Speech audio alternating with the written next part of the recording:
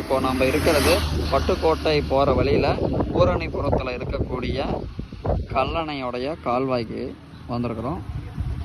காட்டுறோம் பாருங்கள்.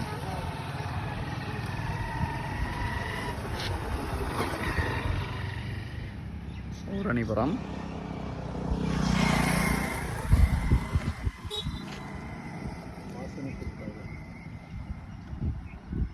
விவசாய பாசனத்துக்காக இந்த கால்வாய் தண்ணி திறக்கப்பட்டுள்ளது. தூரமாக பாருங்கள், ஒரு சின்ன டேம் தெரியுது.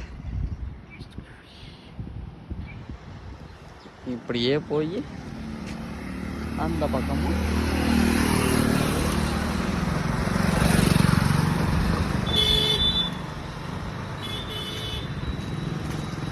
இந்த ஒரு டேம்.